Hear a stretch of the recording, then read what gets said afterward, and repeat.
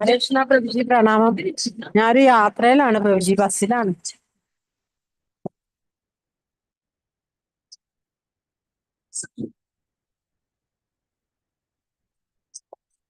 ഹരേ കൃഷ്ണ.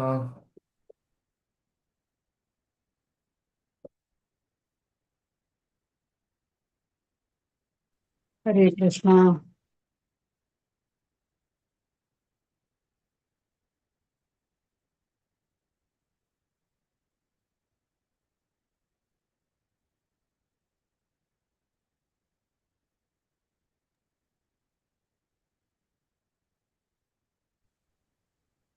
ഹരേ കൃഷ്ണ, ഹരേ പ്രണാമം. കൃഷ്ണ, പ്രണാമം. എല്ലാവർക്കും പ്രണാമം.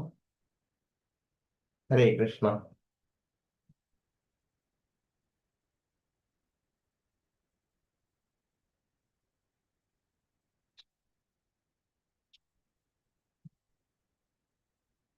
ഗുരു പ്രണാമം. ഓം അജ്ഞാനാതിമിരാന്ധസ്യ ജ്ഞാനാഞ്ജനശലാകയാ ചക്ഷുരുന്മീലിതം യേന തസ്മൈ ശ്രീഗുരവേ നമഃ. ശ്രീചൈതന്യമനോഭീഷ്ടം സ്ഥാപിതം യേന ഭൂതലെ സ്വയം രൂപകഥാ മഹ്യം ദദാതി സുപദാന്തികം. വന്ദേഹം ശ്രീഗുരോ ശ്രീയുതപദകമലം ശ്രീഗുരുൻ വൈഷ്ണവാംശ്ച ശ്രീരൂപം സാഗ്രജാതം സാഗണരഘുനാഥാന്വിതം തം സജീവം സാദ്വൈതം സാവധൂതം പരിജനസഹിതം കൃഷ്ണചൈതന്യദേവം ശ്രീരാധാകൃഷ്ണപാദാൻ സാഗണലളിത ശ്രീവിശാഖാന്വിതാംശ്ച നമ. ഓം വിഷ്ണുപാദായ കൃഷ്ണപ്രേഷ്ഠായ ഭൂതലെ ശ്രീമതേ ഭക്തിവേദാന്ത സ്വാമിനെ ഇതി നാമിനെ. നമസ്തേ സാരസ്വതി ദേവി ഗൗരവാണി പ്രചാരിണി നിർവിശേഷ ശൂന്യവാദി പാശ്ചാത്യദേശതാരിണേ. പാഞ്ചകൽപതരുഭ്യശ്ച കൃപാ സിന്ധുഭ്യ ഏവ ച പതിതാനാം പാവനേഭ്യോ വൈഷ്ണവേഭ്യോ നമോ നമഃ. ഹേ കൃഷ്ണ കരുണാ സിന്ധോ ദീനബന്ധോ ജഗത്പദേ ഗോപേശ ഗോപിക കാന്ത രാധാ കാന്ത നമോസ്തുതേ. തപ്തകാഞ്ചന ഗൗരാംഗീ രാധേ വൃന്ദാവനേശ്വരി വൃഷഭാനുസുതേ ദേവി പ്രണമാമി ഹരിപ്രിയേ. ജയ ശ്രീകൃഷ്ണ ചൈതന്യ പ്രഭു നിത്യാനന്ദ ശ്രീ അദ്വൈത ഗദാധര ശ്രീവാസാദി ഗൗരഭക്തവൃന്ദ. ഹരേ കൃഷ്ണ കൃഷ്ണ കൃഷ്ണ ഹരേ ഹരേ ഹരേ രാമ രാമ രാമ ഹരേ ഹരേ.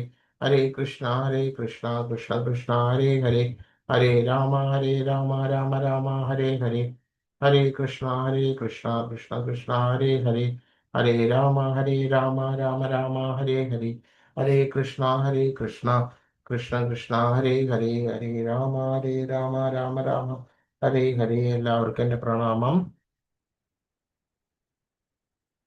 അപ്പോൾ A.C. ഭക്തിവേദാന്ത സ്വാമി പ്രഭുപാദ്ജിയുടെ രണ്ടാമത്തെ ഓൺലൈൻ ക്ലാസ് ആണ് ഇപ്പോൾ നോക്കുന്നത്.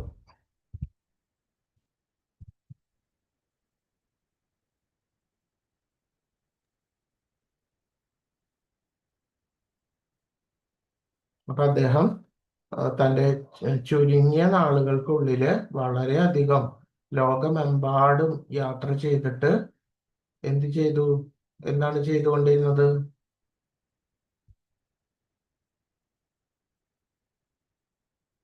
എന്താണ് ചെയ്തത്? നാമസങ്കീർത്തനം. അതുപോലെ തന്നെ ആ കൃഷ്ണാവബോധം മറ്റ് ജനങ്ങൾക്കിടയിൽ പ്രചരിപ്പിക്കുക, വൈഷ്ണവ തത്വങ്ങൾ പ്രചരിപ്പിക്കുക എന്ന ദൗത്യം അദ്ദേഹം ആ അവസ്ഥയിലെ വൃദ്ധനായ ഒരവസ്ഥയിലായിരുന്നു. 60 വയസ്സ് കഴിഞ്ഞിരുന്നു. 67-65 വയസ്സ് ഉള്ള ആ വൃദ്ധാവസ്ഥയിൽ പോലും അദ്ദേഹം ഈ ലോകമെമ്പാടും ചുറ്റി സഞ്ചരിച്ച് എന്ത് ആ കൃഷ്ണബോധവും വൈഷ്ണവ തത്വങ്ങളും ആ ചൈതന്യ മഹാപ്രഭുവിന്റെ ഉപദേശങ്ങളും നിർദ്ദേശങ്ങളും എല്ലാം തന്നെ ജനങ്ങൾക്കിടയിൽ പ്രചരിപ്പിച്ചു. ഇന്നും അത് ഞാൻ പ്രചരിച്ചു കൊണ്ടേയിരിക്കുന്നു, വ്യാപിച്ചു കൊണ്ടേയിരിക്കുകയാണത് ലോകമെമ്പാടും. അപ്പോൾ അദ്ദേഹം തൻ്റെ ചുരുങ്ങിയ നാളുകൾക്കിടയിൽ അദ്ദേഹം തൻ്റെ ഈ ലോകത്തുനിന്ന് വിട പറയുന്ന തിരോധാന വേളയിൽ അടുത്ത് പോലും അദ്ദേഹം എന്ത് ചെയ്തു? വളരെ ബിസി ആയിരുന്നു. എന്ന് പറഞ്ഞാല് ഓടി നടന്ന എല്ലാ കാര്യങ്ങളും അതായത് ആ ഭഗവാന്റെ സേവനത്തിന് വേണ്ടിയിട്ട് മുഴുവൻ 100%, 100%, അദ്ദേഹം ഒരു നിമിഷം പോലും കളയാതെ അദ്ദേഹം പ്രവർത്തിച്ചു. അപ്പൊ ആ കാര്യങ്ങളാണ് നമ്മളിപ്പോൾ ഇവിടെ ഷെയർ ചെയ്യുന്നത്. ഇപ്പോൾ 1973 ഓഗസ്റ്റ് 10, അതായത് പാരീസ് അവിടെ ആ ഭഗവാൻ കൃഷ്ണന്റെ പ്രതിഷ്ഠ നടത്തി. അതിനുശേഷം സ്വീഡനിൽ പോയിട്ട് സ്വീഡനിലെ സ്റ്റോക്ക്ഹോമില് അവിടെ സന്ദർശിച്ചു. അപ്പൊ അദ്ദേഹം ആദ്യം തന്നെ അവിടെ സന്ദർശിക്കും. അതിനുശേഷം അവിടെ അവിടേതായിട്ടുള്ള ഡിവോട്ടീസ് കൃഷ്ണ തത്വങ്ങളും ഭഗവാന്റെ തത്വങ്ങളെല്ലാം പറഞ്ഞ് അവിടെ ഡിവോട്ടീസ് ഉണ്ടാവും. അതിനുശേഷം അവിടെ ഭഗവാൻ കൃഷ്ണന്റെ മന്ദിരം, അതായത് അമ്പലം സ്ഥാപിക്കും. അതിനോടൊപ്പം തന്നെ മറ്റ് കാര്യങ്ങൾ, അതായത് ഗുരുകുലം, അതുമാതിരി ശരിയായിട്ടുള്ള ഡിവോട്ടീസിന് താമസിക്കുവാൻ വേണ്ടിയിട്ടുള്ള സ്ഥലങ്ങൾ ഇതെല്ലാം ഉണ്ടാക്കിയിട്ട് ആ ഭാഗത്തെ ആ സ്ഥലത്തെ ആ പ്രദേശത്തെ ആളുകൾക്ക് സ്ഥിരമായിട്ട് ആ കൃഷ്ണാബോധ തത്വം മനസ്സിലാക്കുവാൻ വേണ്ടിയിട്ടുള്ള ഒരു ആക്ടിവിറ്റി, ഒരു പ്രക്രിയ തന്നെ അവിടെ സ്ഥാപിച്ചിട്ടാണ് അദ്ദേഹം പിന്നെ അവിടെ നിന്ന് വിടുന്നത്. എന്നിട്ട് വേറെ സ്ഥലത്ത് പോയിട്ട് ഇതേപോലെ തന്നെ ചെയ്തുകൊണ്ടിരിക്കുകയാണ്, മഠങ്ങൾ സ്ഥാപിച്ചുകൊണ്ടിരിക്കുകയാണ്, ക്ഷേത്രങ്ങളും. ശരിയാം വിധം അതേ പ്രദേശങ്ങളിലെ ജനങ്ങൾക്ക് ആ കൃഷ്ണബോധ തത്വങ്ങൾ സ്ഥിരമാം വണ്ണം കേൾക്കുവാൻ വേണ്ടിയിട്ടും ആണ് ഇത്തരത്തിലുള്ള ആ രീതി, അതായത് മഠങ്ങൾ, ക്ഷേത്രങ്ങൾ, ഗോശാലകൾ, ഗുരുകുലങ്ങൾ ഇതെല്ലാം സ്ഥാപിച്ചുകൊണ്ട് അദ്ദേഹം ഓരോ സ്ഥലങ്ങളിലായിട്ട് താമസിക്കുന്നത്. 6 ഭൂഖണ്ഡങ്ങളിലായിട്ട് വളരെയധികം അനുസ്യൂതമായിട്ട് അദ്ദേഹം പ്രവർത്തിച്ചിട്ട് വളരെയധികം ക്ഷേത്രങ്ങളും മഠങ്ങളും ഗുരുകുലങ്ങളും സ്ഥാപിച്ചു. ഇപ്പോഴും അത് വികസിച്ച് തന്നെയാണ് വരുന്നത്. ഇപ്പോഴും അത് ഓരോരോ സ്ഥലങ്ങൾ, ഇപ്പൊ ഈ ലോകത്തിന് ഫുൾ ഈ വേൾഡ് എടുത്തു കഴിഞ്ഞാൽ തന്നെ ഇസ്കോൺ ഇല്ലാത്ത സ്ഥലങ്ങൾ വളരെ ചുരുക്കമാണ്. എല്ലാ സ്ഥലങ്ങളിലും എന്തുണ്ട്? ആ അദ്ദേഹത്തിന്റെ ഇസ്കോണിന്റെ അദ്ദേഹം തുടങ്ങി വെച്ച ആ പ്രസ്ഥാനത്തിന്റെ വികസനം മാത്രമാണ് നമുക്ക് ഇപ്പോഴും നോക്കിക്കഴിഞ്ഞാല് കാണുള്ളൂ.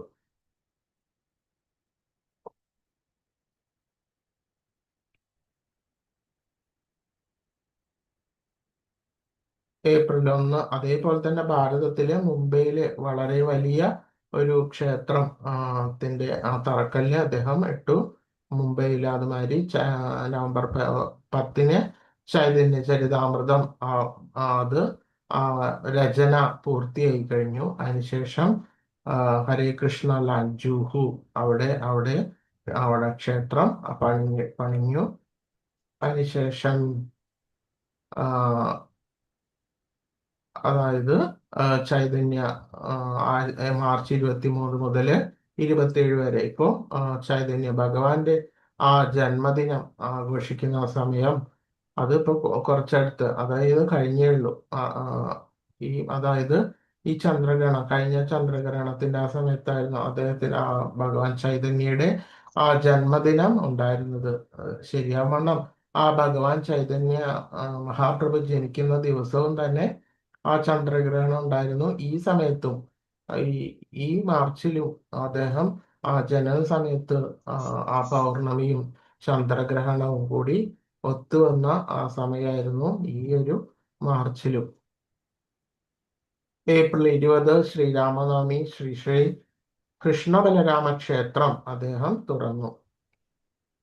മെയ് 18 മെൽബണിൽ ഗൗർ നിതായ് ദേവതകളുടെ പ്രതിഷ്ഠ. സെപ്റ്റംബർ ക്ലിയർ ആവുന്നില്ലേ ഞാൻ പറയുന്നത്? ക്ലിയർ ആവുന്നുണ്ടോ? ഓക്കെ, ഇല്ലാന്നുണ്ടെങ്കിൽ പറയണം. എനിക്കറിയില്ല നിങ്ങൾക്ക് കേൾക്കുന്നുണ്ടോ എന്നുള്ളത്. ഇല്ലാന്നുണ്ടെങ്കിൽ എന്നോട് പറയണം. എന്തെങ്കിലും സംശയം ഉണ്ടെങ്കിൽ ചോദിക്കാം ഈ ടോപ്പിക്കിൽ. അതുമാതിരി മെയ് 18 മെൽബണിൽ ഗൗർ നിതായ് ദേവതകളുടെ പ്രതിഷ്ഠ. അതുമാതിരി സെപ്റ്റംബർ 13 വൃന്ദാവന ഗുരുകുലത്തിന്റെ വൃന്ദാവനത്തിൽ അദ്ദേഹം ചെറിയ കുട്ടികളുടെ ഗുരുകുലത്തിന്റെ സ്റ്റോൺ തറക്കല്ലിട്ടു. November 20 back to Godhead മാസികയുടെ ഒരു ദശലക്ഷം കോപ്പികൾ അച്ചടിച്ചു. ഇതെല്ലാം തന്നെ ആ കൃഷ്ണാബോധ തത്വങ്ങൾ പ്രചരിപ്പിക്കുവാനായിട്ട് അദ്ദേഹം വളരെ ബിസിയായിട്ട്, വളരെയധികം അനസ്യൂതമായിട്ട് പ്രവർത്തിക്കുന്ന ആ സമയമായിരുന്നു. 1976 മെയ് 2 ശ്രീ കാളിയ കൃഷ്ണ പ്രതിഷ്ഠ, അതായത് ഫിജി ദ്വീപ്. ഫിജി ദ്വീപ് എന്ന് പറഞ്ഞാൽ പണ്ടത്തെ രമണക ദ്വീപ് എന്നാണ് പറയുന്നത്. അപ്പൊ ഈ കാളിയനെ, അതായത് ശ്രീകൃഷ്ണ ഭഗവാൻ ആ കാളിയനെ അവിടെ നിന്ന് ആ, അദ്ദേഹം അദ്ദേഹമുള്ള സമയത്ത് ആ കാളിയനെ അവിടെ നിന്ന് പറഞ്ഞയച്ചിട്ട് പിന്നെ എവിടെ ആ രമണക ദ്വീപ് എന്ന് പറഞ്ഞ സ്ഥലം ഉള്ളത് ഇപ്പോഴത്തെ ഫിജി എന്ന് പറഞ്ഞ സ്ഥലത്താണ്. അതാണ് രമണക ദ്വീപ് എന്ന് പറയുന്ന ആ ഫിജി. അവിടെ ശ്രീ കാളിയ കൃഷ്ണ പ്രതിഷ്ഠ, അതായത് കാളിയന്റെ മുകളിൽ കൃഷ്ണനെ പ്രതിഷ്ഠ, അങ്ങനെ ഒരു പ്രതിഷ്ഠ അവിടെ ഫിജിയില് ഉണ്ടായിരുന്നു. അവിടെ പ്രതിഷ്ഠിച്ചു അദ്ദേഹം. അതിനുശേഷം ജൂൺ 15 ഗൗരനീതായ് പ്രതിഷ്ഠ ഡെട്രോയിറ്റ് USA ഓഗസ്റ്റ് 18 ഹൈദരാബാദിലെ ക്ഷേത്രത്തിന്റെ ഉദ്ഘാടനം. അപ്പൊ ഇത്രയൊക്കെ ഇങ്ങനെ പോയിക്കൊണ്ടേയിരുന്നു. അപ്പൊ നിങ്ങൾക്ക് നോട്ട്ബുക്ക് ഉണ്ടെങ്കിലോ എന്തെങ്കിലും ഉണ്ടെങ്കിൽ നോട്ട് ചെയ്യാൻ വേണ്ടിയിട്ട് പറ്റും. അപ്പൊ ചുരുക്കത്തില് ഇസ്കോണിന്റെയും AC ഭക്തിവേദാന്ത പ്രഭുപാദരുടെയും ഇമ്പോർട്ടൻ്റ് ആയിട്ടുള്ള ഇയേഴ്സ്, അതിന്റെ സ്ഥാപിച്ച വർഷം, അദ്ദേഹത്തിന്റെ പ്രധാനപ്പെട്ട ആ ഇസ്കോണിന്റെ കൂടെ ഉള്ള ആ സേവനത്തിന്റെ ഇമ്പോർട്ടൻ്റ് ആയിട്ടുള്ള ഇയേഴ്സ്, ഇതെല്ലാം നിങ്ങൾക്ക് നോട്ട് ചെയ്യാൻ വേണ്ടിയിട്ട് പറ്റും. 1966 international society for Krishna consciousness, നിങ്ങൾക്ക് ഇത് ഒരു സീരിയസ് ആയിട്ട് എടുക്കുന്ന ഒരു ഡിവോട്ടി ആണ് നിങ്ങളെന്നുണ്ടെങ്കിൽ നിങ്ങൾക്ക് ഇതൊക്കെ നോട്ട് ചെയ്യാം. നിങ്ങൾക്ക് ഭാവിയിലും ഇത്തരത്തിലുള്ള ഈ ഇയേഴ്സ് ഗുണം ചെയ്യും. 1966 international society for Krishna consciousness സ്ഥാപിച്ചത്. പ്രഭു എവിടെയാണ്? എവിടെ? ന്യൂയോർക്കിലാണ്. ന്യൂയോർക്കിൽ. കറക്റ്റ്. ഓക്കെ. അപ്പൊ നിങ്ങൾ ഇതിൽ കൂടുതലായിട്ട് ഇനിയും അറിയാനുണ്ട്, വളരെയധികം ഉണ്ട്. ഞാൻ ജസ്റ്റ് ആ ഇയർ ഒന്ന് പറഞ്ഞു പോകുന്നതേ ഉള്ളൂ. അതേപോലെ തന്നെ 1967 അദ്ദേഹത്തിന്റെ ആ ഭാഷ്യം, ഭഗവത്ഗീതയുടെ ഭാഷ്യം പൂർത്തിയായത്. 1967 അദ്ദേഹം ഇപ്പോഴത്തെ യഥാരൂപം ഭാഷ്യം ഭഗവത്ഗീതയുടെ പൂർത്തിയായത് ആ സമയത്താണ്. 1967 നോട്ട് ചെയ്തോളൂ. അതുപോലെ 1968 ഭഗവത്ഗീതയുടെ മാക്മില്യൻ എന്ന് പറഞ്ഞിട്ടുള്ള കമ്പനി അത് ഏറ്റെടുത്തിട്ട് പ്രിന്റ് ചെയ്യാൻ വേണ്ടിയിട്ട് ഏറ്റെടുക്കുകയാണ് ചെയ്തത്, പബ്ലിഷ് ചെയ്തു. മാക്മില്യൻ കമ്പനിയാണ് 1968 ഭഗവത്ഗീത പബ്ലിഷ് ചെയ്തത്, യഥാരൂപം. 1972 ഭക്തി വേദാന്ത ബുക്ക് ട്രസ്റ്റ്, അതായത് ശരിയായിട്ടുള്ള ഭഗവത് തത്വങ്ങളും വൈഷ്ണവ തത്വങ്ങളും അദ്ദേഹത്തിന്റെ കൃതികളും അദ്ദേഹത്തിന്റെ ഗുരുക്കന്മാരുടെ കൃതികളും എല്ലാം തന്നെ പുസ്തക രൂപത്തിലേക്ക് അച്ചടിച്ച് ഭാഷാന്തരം ചെയ്തിട്ട് അതിനെല്ലാം വേണ്ടിയിട്ട് സ്ഥാപിതമായിട്ടുള്ള ഒരു ട്രസ്റ്റാണ് ഭക്തി വേദാന്ത ബുക്ക് ട്രസ്റ്റ്. പബ്ലിക്കേഷൻ 1972. അതേപോലെ തന്നെ 1975 ശ്രീ ചൈതന്യ ചരിതാമൃതം 17 വോള്യം ഉള്ള അദ്ദേഹം രചിച്ച് പൂർത്തിയായി. 1975 കംപ്ലീറ്റ് ട്രാൻസ്ലേഷൻ, അതിന്റെ ഭാഷാന്തരം എല്ലാം തന്നെ ചൈതന്യ ചരിതാമൃതം പൂർത്തിയായത് 1975. നമുക്കിപ്പോൾ ലഭ്യമായിരിക്കുന്ന ഭാഷ്യം 1975 പൂർത്തിയായി. അതേപോലെ തന്നെ 1976 Bhaktivedanta institute four scientific preaching, അതായത് ശരിയാവണ്ണമുള്ള ഭഗവത് തത്വങ്ങൾ ആളുകളിൽ പ്രചരിപ്പിക്കുന്നതിന് വേണ്ടിയിട്ട് പരിശീലിപ്പിക്കുന്ന, അതായത് ഡിവോട്ടീസ് അതുമാതിരി സന്യാസിമാരെയും എല്ലാം പ്രീച്ചേഴ്സിനെ ശരിയാവണ്ണം ട്രെയിൻ ചെയ്തെടുക്കുന്നതിന് വേണ്ടിയിട്ട് ഭക്തി വേദാന്ത ഇൻസ്റ്റിറ്റ്യൂട്ട് ഫോർ സയന്റിഫിക് പ്രീച്ചിങ് എന്ന് പറഞ്ഞിട്ടുള്ള ഒരു എവിടെയെന്ന് എന്താ എവിടെയെന്ന് പറഞ്ഞില്ല ഇൻസ്റ്റിറ്റ്യൂട്ട്. ഇൻസ്റ്റിറ്റ്യൂട്ട് ഞാൻ നോക്കിയിട്ട് പറഞ്ഞുതരാം എവിടെയാണ് അത് എവിടെയാണ് അത് ശരിയായിട്ട് ചെയ്തത്. ഇപ്പോൾ എന്തായാലും കൊൽക്കത്ത ബേസ് ചെയ്തിട്ടാണ് എല്ലാം ഇപ്പം പ്രവർത്തിക്കുന്നത്, നടക്കുന്നത്. ഉം. മായാപ്പൂർ ആ. ശരി. അതുപോലെ 1977 എന്തായി, അദ്ദേഹം ഈ ലോകത്തുനിന്ന് ഇവിടുന്ന് തിരോധാനം ചെയ്തു.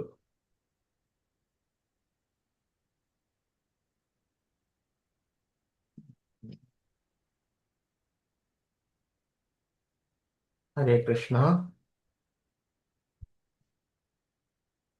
അപ്പോൾ ന്യൂയോർക്ക് നഗരത്തിൽ ഈ ഒരു വർഷത്തെ ഒറ്റപ്പെട്ട പോരാട്ടത്തിന് ശേഷം ഒരു ചെറിയ കൂട്ടം ശിഷ്യരുമായിട്ട് അദ്ദേഹം international society for Krishna consciousness സ്ഥാപിക്കുകയുണ്ടായി. അപ്പോൾ ആദ്യ കാലഘട്ടത്തില് അദ്ദേഹത്തിന് വളരെയധികം ബുദ്ധിമുട്ടുകൾ തരണം ചെയ്യേണ്ടതുണ്ടായിരുന്നു.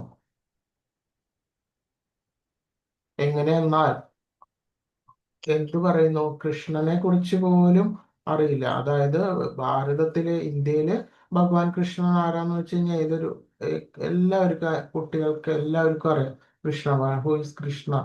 പക്ഷെ ഇതൊന്നും ഒന്നും അറിയാത്ത ഒരു നാട്ടിൽ പോയിട്ട് ആ ഭഗവാൻ കൃഷ്ണനെയും അദ്ദേഹത്തിന്റെ തത്വങ്ങളെയും കുറിച്ച് പറയുവാൻ തന്നെ പറഞ്ഞാൽ അത് ഗ്രാസ്പ് ചെയ്യാൻ തന്നെ വളരെ ബുദ്ധിമുട്ടുള്ള ഒരു ജനതയുടെ നടുവിലേക്കാണ് അദ്ദേഹം ഇറങ്ങി വന്നത്. അപ്പൊ അത് മാത്രമല്ല, അതായത് അവിടെ വളരെയധികം ഭൗതികതയിൽ ആമഗ്നമായിട്ടുള്ള ഒരു ജനതയാണ്. അപ്പോ ഈ ഹിപ്പിസം അതുമാതിരി എന്താ പറയാ, ഇപ്പോഴത്തെ പോലെ ഇങ്ങനെ കുറെ ഡ്രഗ്സ് ഒക്കെ അടിച്ചിട്ട് ഇങ്ങനെ ഇത് യാതൊരു തരത്തിലുള്ള ലക്ഷ്യബോധവും ഇല്ലാത്ത ഒരു തരത്തിലുള്ള യുവാക്കളുടെ കുറെ സംഘങ്ങൾ ഇങ്ങനെ ഒഴുകൊണ്ടേയിരിക്കുകയായിരുന്നു അവിടെ, അതായത് ന്യൂയോർക്കിൽ തന്നെ. അത് മാത്രമല്ല, മറ്റ് ജനതകളെല്ലാം, അവിടുത്തെ ജനതകളെല്ലാം ആ ഭൗതികതയിൽ വളരെയധികം ഇഴുകിച്ചേർന്ന് ജീവിക്കുന്ന ഒരു രീതിയാണ് അവിടെ കണ്ടുകൊണ്ടിരിക്കുന്നത്. അങ്ങനെയുള്ള ഒരു സ്ഥലത്താണ് ആ ഭഗവാൻ കൃഷ്ണനെയും ആ കൃഷ്ണന്റെ തത്വങ്ങളെയും വൈഷ്ണവ തത്വങ്ങളെയും കുറിച്ച് പറയുവാൻ വേണ്ടിയിട്ട് ഒരു സന്യാസി, അതായത് ഭക്തിവേദാന്ത സ്വാമി പ്രഭുപാദര് അവിടേക്ക് വന്നിട്ടുള്ളത്. അപ്പൊ ആദ്യമൊക്കെ അദ്ദേഹത്തിന് വളരെയധികം എന്തായി, ഈ ഓരോ ആൾക്കാരിൽ നിന്നും വളരെയധികം വിമർശനങ്ങളും ക്രൂരതകളും എല്ലാം നേരിട്ടിട്ടുണ്ടായിരുന്നു. തിരിച്ചു പോകണമോ എന്ന് വരെ ചിന്തിച്ച സമയം ഉണ്ടായിരുന്നു.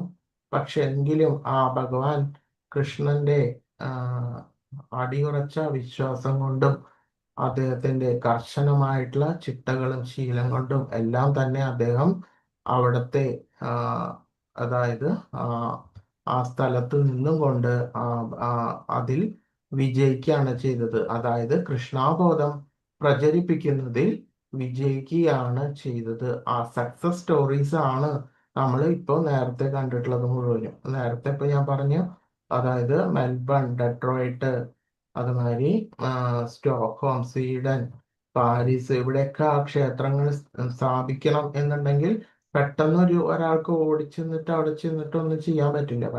നമ്മൾ എന്ത് ചെയ്തു, അവരെ പതുക്കെ പതുക്കെ ആ കൃഷ്ണാബോധ തത്വങ്ങൾ, ഭക്തി, ഇതെല്ലാം പറഞ്ഞു, ഹു ഈസ് കൃഷ്ണ, ആരാണ് കൃഷ്ണൻ എന്നെല്ലാം പറഞ്ഞു കൊടുത്തും കൊണ്ട് അതായത് കർശനമായിട്ടുള്ള ആ വൈഷ്ണവ തത്വങ്ങൾ അവരോട് പറഞ്ഞ് അത് പരിശീലിപ്പിക്കുകയാണ് ചെയ്തുകൊണ്ടിരുന്നത്. അപ്പൊ അതായത് അവര് ജന്മന തന്നെ എല്ലാവരും തന്നെ നോൺ കഴിക്കുന്ന ആൾക്കാരായിരിക്കും. അതേമാതിരി തന്നെ ഡ്രഗ്സ് യൂസ് ചെയ്യുന്ന കാര്യങ്ങളാണ്. അപ്പൊ ഇതിന്റെ എല്ലാം നേരെ റിവേഴ്സ്, ഓപ്പോസിറ്റ് ആയിട്ടുള്ള ഒരു ജീവിത രീതിയാണ് അദ്ദേഹം കൊണ്ടുവന്നത്. എങ്കിൽ പോലും അദ്ദേഹം അതില് ജയിച്ചു എന്നുണ്ടെങ്കിൽ അത് ഭഗവാൻ കൃഷ്ണന്റെ അതായത് ഭഗവാൻ കൃഷ്ണൻ തന്നെ, അതായത് പ്രഭുപാദരിലൂടെ ശരിയായിട്ടുള്ള ആ വിജയം അവിടത്തേക്ക് നൽകി എന്ന് വേണം കരുതാൻ. അപ്പോൾ ആ അമേരിക്കയുടെ ആ സുഖഭോഗ ആ പ്രസ്ഥാനം വളരെയധികം, അതായത് ഭൗതികതയിൽ ആബദ്ധമായിട്ട് കഴിയുന്ന ആ ജനതയിൽ നിന്ന് മാറ്റിയിട്ട് ആ ശരിയായിട്ടുള്ള ആ വൈഷ്ണവ തത്വങ്ങൾ, അതായത് ഡ്രഗ്സ് യൂസ് ചെയ്യാൻ പാടില്ല, അപ്പൊ അതതിന്റെ നേരെ ഓപ്പോസിറ്റ് ആണ് അവിടുത്തെ ജനതകളും യുവാക്കളും. ഡ്രഗ്സ് എല്ലാം നല്ല പോലെ യൂസ് ചെയ്യുന്നുണ്ടായിരുന്നു. അതേപോലെ തന്നെ അവിഹിതമായിട്ടുള്ള ലൈംഗിക ബന്ധം തന്നെയായിരുന്നു അവിടെ ഫുള്ളായിട്ട്. അതിന്റെ ഓപ്പോസിറ്റ് ആയിട്ടുള്ള ഭാഗമാണ് ഈ വൈഷ്ണവ തത്വം, അതായത് ശരിയായിട്ടുള്ള ആ, അവിഹിത ലൈംഗിക ബന്ധം ഒഴിവാക്കുക എന്നുള്ളത്. അതേപോലെ തന്നെ നോൺ ആയിട്ടുള്ള സാധനങ്ങൾ, അതായത് മറ്റ് ജീവി ജന്തുക്കളുടെ മാംസം കഴിക്കുക, മുട്ട കഴിക്കുക, ഇതെല്ലാം തന്നെ അവര് പരിചയിച്ച ഒരു ശീലമായിരുന്നു. അതിൽ നിന്നെല്ലാം മാറി കുറെ പേര് ഈ ഡിവോട്ടീസ് ആയിട്ട് ഇതിലേക്ക് വരികയാണ് ചെയ്തത്. അതേമാതിരി കർശനമായിട്ടുള്ള ഹരേ കൃഷ്ണ മഹാമന്ത്രത്തിന്റെ ആ ജപം, നിരർക്കളമായിട്ടുള്ള ജപം, ഇതെല്ലാം തന്നെ അവർക്ക് ആ രുചി ആ കിട്ടുന്നതായത് കൊണ്ടാണ് അവരതിലേക്ക് വന്നിട്ടുള്ളത്. അങ്ങനെ വളരെയധികം ഡിവോട്ടീസ് ഈ പാശ്ചാത്യ നാടുകളിൽ ഉണ്ടായി എന്നുള്ളതാണ് അദ്ദേഹത്തിന്റെ വിജയം. ദൈവനാമങ്ങൾ ജപിച്ചുകൊണ്ട് അദ്ദേഹം തന്റെ അനുയായികളെ എല്ലായിടത്തും നഗരങ്ങളിലെയും പട്ടണങ്ങളിലുമായി തെരുവുകളിലേക്ക് അയച്ചു. ഹരേ കൃഷ്ണ ഈ ഭൂമിയിലെ സർവ്വ കോണുകളിലും ഇസ്കോൺ ഹരേ കൃഷ്ണ പ്രസ്ഥാനം പ്രശസ്തമായി. 5000-ഓളം ശിഷ്യന്മാരെ അദ്ദേഹം ഔപചാരികമായിട്ട് ദീക്ഷ കൊടുത്തു, ഹരിനാമ ദീക്ഷ കൊടുത്തു.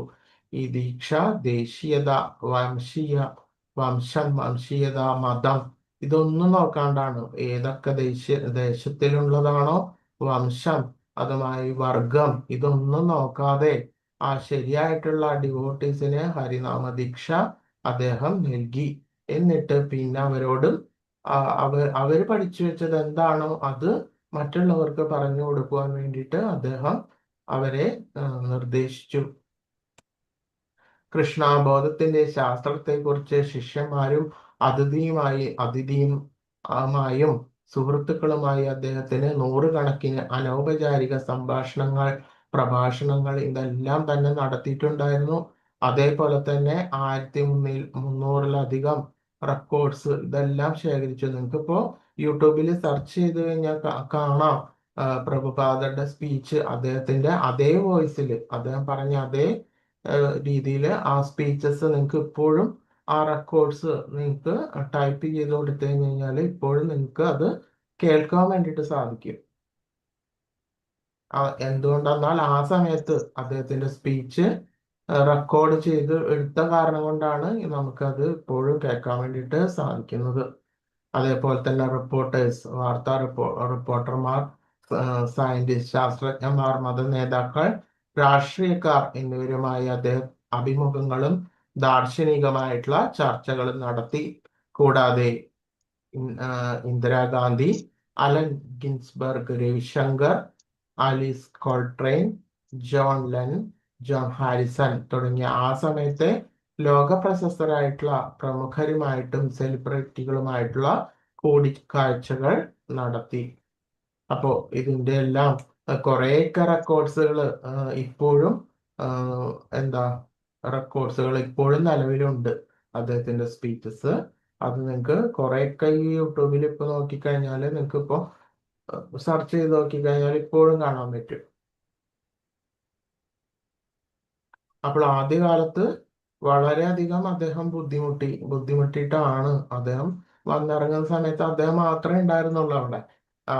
അല്ലാതെ വേറെ യാതൊരു തരത്തിൽ അദ്ദേഹത്തിന് ഹെൽപ്പ് ചെയ്യാനോ കൃഷ്ണബോധം എന്താണെന്ന് അറിഞ്ഞ ഒരു ഒറ്റ വ്യക്തിയും അദ്ദേഹത്തിന് ഉണ്ടായിരുന്നില്ല. ഇത് മുഴുവനും അദ്ദേഹത്തിൽ നിന്നുണ്ടായതാണ്. അപ്പോൾ അദ്ദേഹം ആദ്യമായിട്ട് ഒരൊറ്റ റെന്റിനെടുത്ത ഒരു സ്ഥാപനത്തില്, അതായത് ഒരു ചെറിയ സ്ഥാപനം എന്ന് പറയാനില്ല, ഒരു ചെറിയൊരു സ്പേസില് അദ്ദേഹം ഞായറാഴ്ച ദിവസം, സൺഡേസ് ദിവസം ഇന്നത്തെ പോലെ, അതായത് ഇസ്കോണിൽ എങ്ങനെയാണോ സത്സംഗം നടത്തുന്നത് അതേ രീതിയിൽ തന്നെ ആ സമയത്തും അദ്ദേഹം സത്സംഗത്തിന് വേണ്ടിയിട്ട് ആളുകളെ ക്ഷണിച്ചിരുന്നു ആ സ്പേസിലേക്ക്. അങ്ങനെ വരുമ്പോൾ അദ്ദേഹം ആ ഭഗവാൻ കൃഷ്ണന് നിവേദിച്ചിട്ടുള്ള ആ പ്രസാദം ഇതെല്ലാം അദ്ദേഹം സ്വന്തമായിട്ട് സ്വന്തം കൈകൊണ്ട് അദ്ദേഹം രസഗുള മറ്റ് എന്താ ഭഗവാനെ നിവേദിക്കുവാനുണ്ട് വേണ്ടിയിട്ടുള്ള സ്വീറ്റ്സ് അതുമാതിരി മറ്റ് പദാർത്ഥങ്ങളെല്ലാം അദ്ദേഹം ഉണ്ടാക്കിയിട്ട് ഭഗവാനെ നിവേദിച്ചു കഴിഞ്ഞിട്ട് ആ പ്രസാദം വരുന്ന ആളുകൾക്ക് കൊടുക്കുകയും അതേപോലെ തന്നെ അദ്ദേഹത്തിന്റെ ആ പ്രഭാഷണം മറ്റുള്ളവർ ശ്രവിക്കുകയും ഇപ്പോഴത്തെ പോലെ ഭഗവത് ആരതി ഇതെല്ലാം ആ സമയത്ത് അതേപോലെ തന്നെ അദ്ദേഹം ചെയ്യുകയും ചെയ്തു. അപ്പോൾ ആ സമയത്ത് അവർക്ക് അറിയില്ല ഇത് ഭാരതത്തില് അഥവാ എങ്ങനെയാണ് ഈ എന്താ ഭക്ഷണം കഴിച്ചു കഴിഞ്ഞാല് എന്ത് ചെയ്യണം, അത് ആ പ്ലേറ്റ് ഗ്ലാസ് ഇതെല്ലാം നമ്മളിപ്പോ കഴുകുന്നുണ്ട്. പക്ഷെ അവരെന്ത് ചെയ്തെന്ന് വെച്ച് കഴിഞ്ഞാൽ ആ പ്ലേറ്റ് ഗ്ലാസും ആ പ്രസാദം കഴിച്ചിട്ട് അവിടെ വെച്ചിട്ട് പോവുക ചെയ്യുക. അപ്പൊ അതെല്ലാം ഇവരെല്ലാം പോയി കഴിഞ്ഞാല് പ്രഭുപാദർ ആ ഗ്ലാസും പ്ലേറ്റും ഇതെല്ലാം എടുത്തിട്ട് ക്ലീൻ ആക്കുന്ന ജോലി വരെ അദ്ദേഹം ചെയ്തുകൊണ്ട് ഇരിക്കുകയായിരുന്നു. അദ്ദേഹം തന്നെ പ്രസാദം ഉണ്ടാക്കും. അതിഥികൾ വരുമ്പോൾ അവരെ കൊണ്ട് ആ പ്രസാദം ഭഗവാനെ നിവേദിച്ച പ്രസാദം അവരെ കൊണ്ട് അവർക്ക് കൊടുക്കും. അതിനുശേഷം ആ ക്ലീൻ ആക്കുന്ന പ്രവൃത്തി പോലും അദ്ദേഹം ഒറ്റയ്ക്കാണ് ചെയ്തുകൊണ്ടേയിരുന്നത് ആദ്യകാലങ്ങളിൽ. അപ്പൊ അങ്ങനെയാണ് അദ്ദേഹം ആ കൃഷ്ണബോധം പ്രചരിപ്പിച്ചുകൊണ്ടേയിരുന്നത്.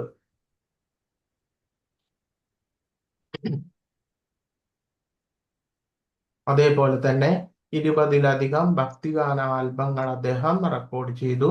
ബാക്ക് ടു ഗോഡ് ഹെഡ് എന്ന പ്രതിമാസ മാസിക അദ്ദേഹം പ്രസിദ്ധീകരിച്ചു.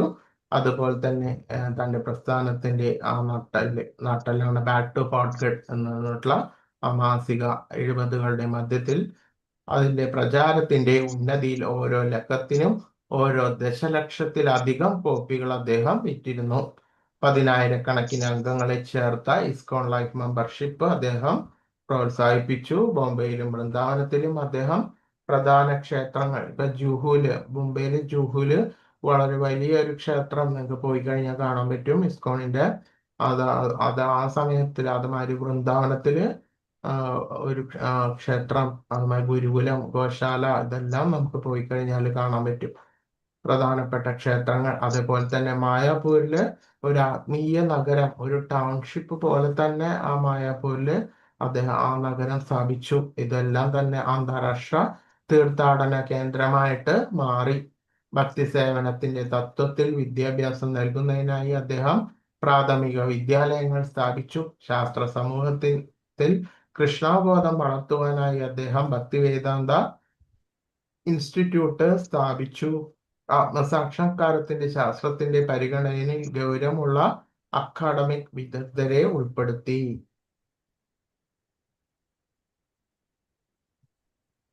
അദ്ദേഹം 6 ഭൂഖണ്ഡങ്ങളിലായി ആ സമയത്ത് 108 ക്ഷേത്രങ്ങൾ സ്ഥാപിക്കുകയും ഓരോ കേന്ദ്രത്തിനും കൃഷ്ണപ്രതിഷ്ഠ നടത്തുകയും തന്റെ ശിഷ്യന്മാരെ ദേവത ആരാധന പ്രക്രിയയിൽ പരിശീലിപ്പിക്കുകയും ചെയ്തു.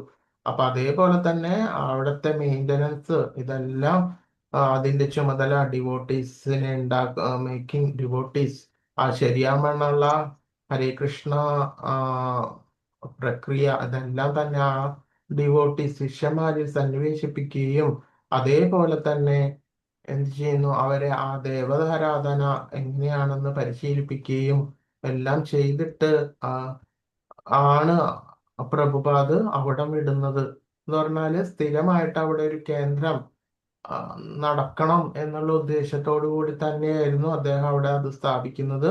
അതിപ്പോഴും അതേ രീതിയിൽ നടന്നു പോവുകയും ചെയ്യുന്നുണ്ട്. അപ്പൊ അതിനനുസരിച്ചിട്ടുള്ള എന്ത് വേണം, അതിന് അർഹരായിട്ടുള്ള ആ ഡിവോട്ടീസ് ആ ക്ഷേത്രത്തിൽ വേണം. അതുപോലെ തന്നെ ആ ഭഗവാൻ കൃഷ്ണനെ ആരാധിക്കുന്ന ആ രീതികൾ ഇതെല്ലാം അദ്ദേഹം പരിശീലിക്കുന്നു. അതുമാതിരി വൈഷ്ണവ പ്രസാദം, വൈഷ്ണവ ഭക്ഷണം ഇതെല്ലാം തന്നെ അദ്ദേഹത്തിന്റെ ശരിയായിട്ടുള്ള നിർദ്ദേശത്തിനനുസൃതമായിട്ട് തന്നെയാണ് നടക്കുന്നത്. ഇപ്പോഴും അങ്ങനെയാണ് നടന്നുകൊണ്ടേയിരിക്കുന്നത്. 1970-71 ഇടയിൽ ഒരു വർഷത്തിനുള്ളിൽ 32 പുതിയ ക്ഷേത്രങ്ങൾ തുറന്നു. അതായത് 70-71 ഇടയില് 32 ക്ഷേത്രങ്ങളാണ് ആ സമയത്ത് തുറന്നത്. ലോകമെമ്പാടുമുള്ള പ്രധാന നഗരങ്ങളിൽ ജഗന്നാഥ് ഭഗവാന്റെ രഥയാത്ര ഉത്സവം അദ്ദേഹം ഉദ്ഘാടനം ചെയ്തു. ഫലത്തിൽ ക്ഷേത്രം ജനങ്ങളിലേക്ക് എത്തിച്ചു.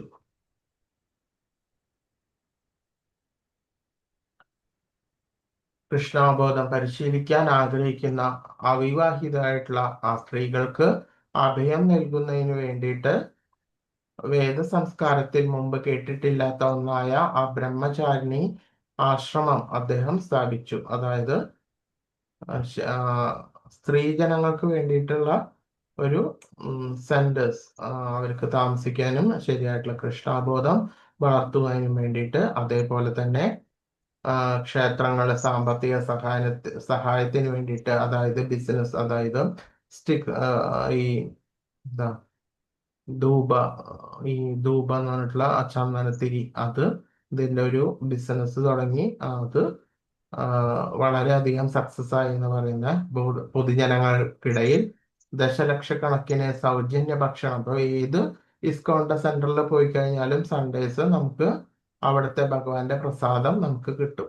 എവിടെ പോയാലും ഏതൊരു ഇസ്കോൺ സെന്റേഴ്സിൽ പോയി കഴിഞ്ഞാലും നമുക്ക് കിട്ടും. അതേപോലെ തന്നെ അത് സൗജന്യമാണ്. അതേപോലെ തന്നെ സസ്യ ആഹാരം, അതായത് പൊതുജനങ്ങൾക്കിടയിൽ സസ്യാഹാരത്തിന്റെ ആ ശീലം ഉണ്ടാക്കുന്നതിന്റെ ഭാഗമായിട്ട് സസ്യാഹാര റെസ്റ്റോറൻറ്റ്സ്, വെജിറ്റേറിയൻ റെസ്റ്റോറൻറ്റ്സ് അതിന്റെ ഒരു ചെയിൻ തന്നെ അദ്ദേഹം സ്ഥാപിച്ചു ലോകമെമ്പാടും. കൃഷ്ണാബോധത്തിന്റെ തത്വചിന്തകളെ കുറിച്ച് അദ്ദേഹം ദിവസവും സംസാരിച്ചു. ആയിരക്കണക്കിന് ഔപചാരിക പ്രഭാഷണങ്ങൾ നടത്തി. 2200-ലധികം റെക്കോർഡുകൾ ചെയ്ത് അത് ശേഖരിക്കുകയും ചെയ്തു. ഹരേ കൃഷ്ണ.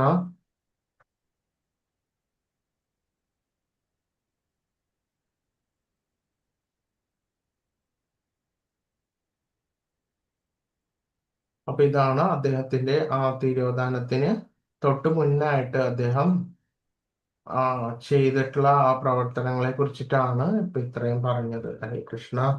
പഞ്ചാകൽപതരുഭ്യശ്ച കൃപാസിന്ധുഭ്യേവ ച പതിതാനാം പാവനേഭ്യോ വൈഷ്ണവേഭ്യോ നമോ നമഃ.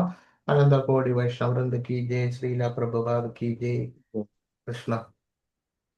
ഹരേ കൃഷ്ണ. ആളുകൾ ആരും ഇല്ല, കുറവാണല്ലോ. എന്താ ചെയ്യാം.